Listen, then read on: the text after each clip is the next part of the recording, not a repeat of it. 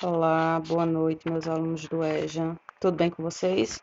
Espero que todos estejam bem.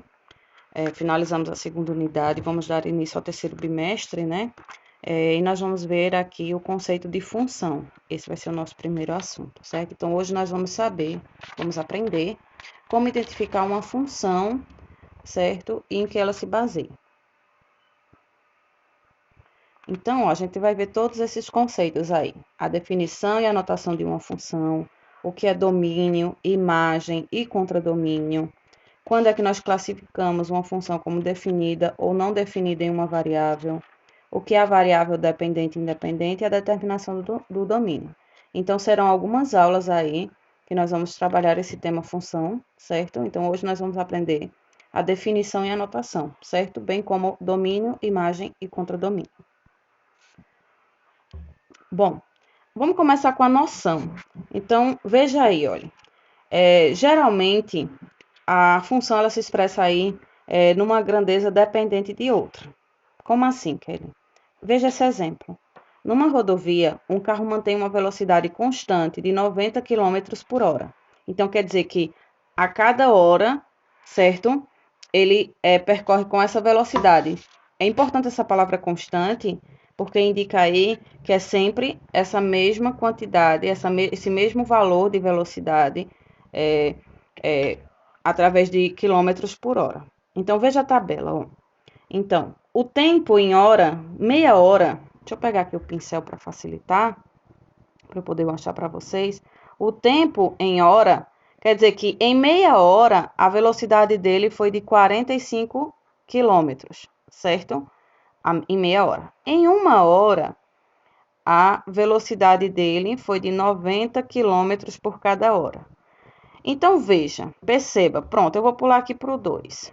Se em uma hora a velocidade foi 90, quer dizer que em 2 horas ele percorre aí 180 quilômetros. Então, veja que essa distância em quilômetros, ela depende da quantidade de tempo em que esse carro se desloca nessa rodovia. Da mesma forma, em 3 horas, quer dizer o quê? Se cada hora é 90, em 3 horas ele vai ter percorrido uma distância de 270 quilômetros, certo? Então, veja, nesse caso aí, a relação da grandeza-distância depende do tempo que o carro percorre. Então, quanto mais tempo o carro anda, maior será a distância. Então, a gente tem que entender essa relação, certo? Essa relação aí para que exista a função. Olha outro exemplo. Uma barraca de praia em Natal vende copos de suco ao preço de 80 centavos cada.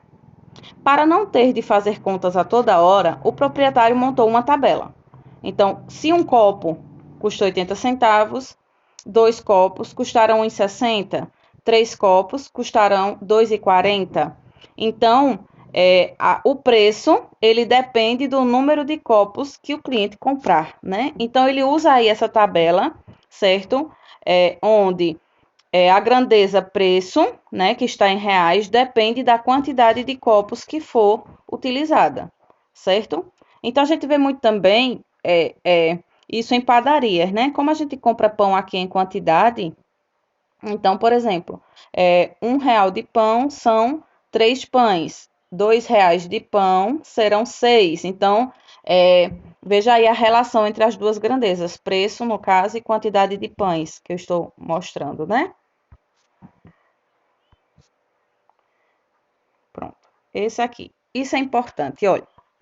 Então, a gente pode fazer também a interpretação através de diagramas como esse, em formas de dois conjuntos. Só que não quer dizer que dois conjuntos que estejam relacionados sejam necessariamente uma função. Depende muito e a gente tem que observar aqui o diagrama principal. Veja que nós temos aí dois conjuntos, A e B. O conjunto A ele é composto pelos elementos 1 e 2, e o conjunto B é composto pelos elementos 4, 5 e 6. Só que, para ser uma função, a gente vai observar primeiro esse diagrama A, esse conjunto A, porque ele é que vai fazer com que nós entendamos se ele é uma função, se a relação entre esses dois conjuntos é uma função ou não. Ó, não é função. Por quê? Porque veja que do número 1 partem duas referências para B. Então, 1 está ligado tanto ao 4 quanto ao 5, certo? E o 2 apenas ao 6. Mas por ele estar ligando a mais de um elemento em B, ele não é uma função. Pelo 1, que está no conjunto A, está sendo ligado a mais de um elemento em B, não é função. Olha o exemplo 2. O conjunto A, ele tem os números 1, 2 e 3, os elementos 1, 2 e 3, e o conjunto B, 2, 4 e 6. Por quê? Ele também não é uma função. Por quê? Veja que nem todos os elementos de A têm um ligador em C. Tem um termo a quem ele se liga. O 2 está ali sem nenhuma referência. Então, pelo fato do 2 não ter um elemento lá no outro conjunto, ele não é função. Então, para ser função, todos os elementos do primeiro conjunto, certo? Que nós vamos chamar de domínio, a gente vai ver mais na frente. Tem que ter uma referência no conjunto posterior, certo? Como no conjunto posterior não pode estar mais de um ligado a esse domínio, que é o primeiro conjunto. Parece um pouco confuso no início, mas à medida que for praticando, a gente vai entendendo. Olha esse exemplo 3. Veja, nós temos dois conjuntos também, o A, conjunto vermelho, o B, o conjunto azul. Veja que todos os elementos de A saem em referência a um elemento de B, certo? É um critério para que ele seja função, certo? Aí aqui ele faz a pergunta, é ou não função? É função, porque todos os elementos de A têm uma representação em B. Olha outro exemplo. Menos 1, 0, 1 e 2 compõem o conjunto A. E menos 2, menos 1, 0, 1 e 2 e 3 o conjunto B. Veja, todos os elementos de A estão ligados a algum termo em B. Então, é o critério para que a função exista. O que não pode é o conjunto do domínio, algum elemento do conjunto do domínio não ter ligação, certo? Com o conjunto do contradomínio, que é o chamado outro conjunto. É o outro conjunto da função. É função também, certo? Então, por todos os elementos terem uma representação no outro conjunto, é considerado função. Então, ó, a noção de função. Nós temos um conjunto A, que é o conjunto domínio. Temos o conjunto B, que é o conjunto contradomínio, certo? Veja, o 1 está ligado ao 5 em B, o 2 está ligado ao 6, o 3 ao 7 e o 4 ao 8. Então, veja, é uma função, porque todos os elementos de A têm um representante no outro. Aí você vai me dizer, Kelly, mas o 9 sobrou. Não tem problema, porque esse é o contradomínio. Então, o que não pode é o conjunto principal, o primeiro conjunto, digamos assim, né?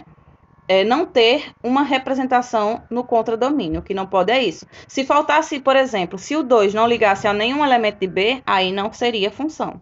Mas como todos os elementos de A, que é o domínio, estão ligados a um elemento em B, então sim uma função. Certo? E esse vermelho aí agora que foi circulado no slide, 5, 6 e 7 e 8, nós vamos chamar de conjunto imagem. Por quê? Não foram utilizados todos os conjuntos do contradomínio, que é o outro, né? Que é o outro conjunto, mas eles fazem associação à função. Então, por isso é que ele é chamado de conjunto imagem, certo?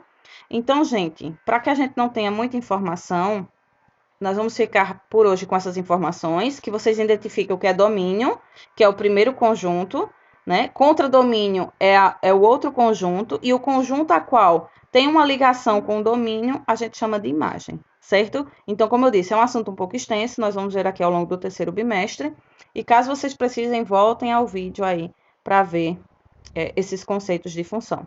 Já vai ter uma atividade para vocês responderem, certo? Tanto no grupo do WhatsApp como no Google Sala de Aula. Aguardo vocês na próxima aula. Tchau!